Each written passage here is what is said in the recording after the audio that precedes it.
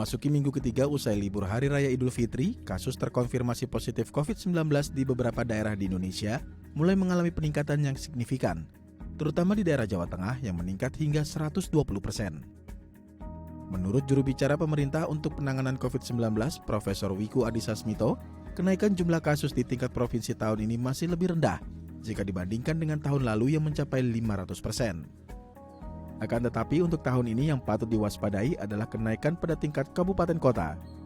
Salah satunya di Kabupaten Kudus yang mencapai 7.594%, Jepara 685%, serta Sragen yang mencapai 338%. Kenaikan tertinggi di Kabupaten Kudus terjadi karena adanya kegiatan ziarah serta tradisi kupatan yang menimbulkan kerumunan.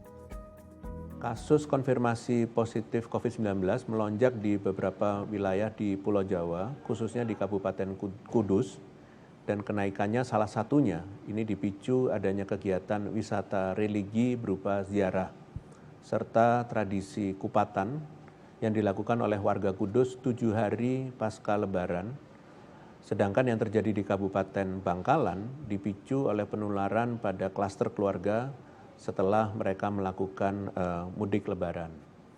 Untuk mengantisipasi hal ini, jajaran pemerintah pusat telah melakukan tindakan cepat dengan melakukan koordinasi dan memberikan bantuan kepada daerah-daerah yang mengalami lonjakan kasus.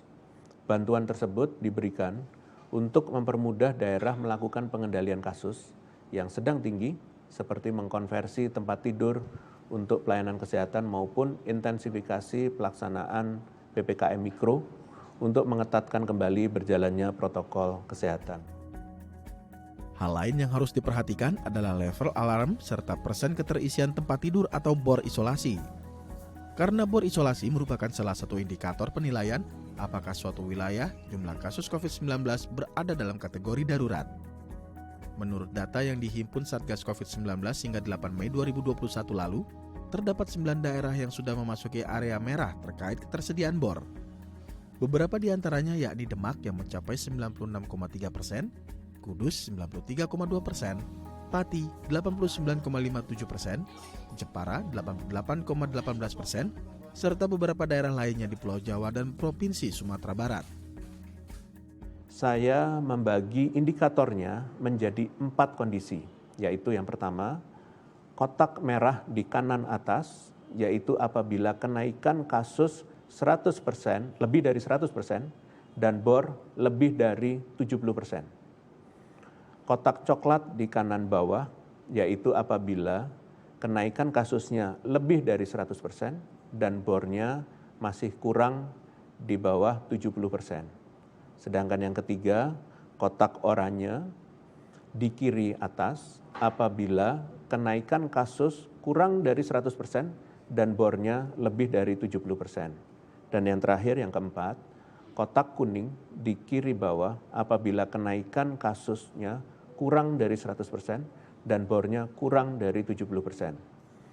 Tentunya kondisi yang paling mengkhawatirkan adalah yang pertama, yaitu apabila kenaikan kasusnya melebihi 100% dan di saat yang bersamaan kondisi bornya lebih dari 70%. Keadaan ini menunjukkan bahwa penanganan di wilayah tersebut sudah mulai tidak terkendali.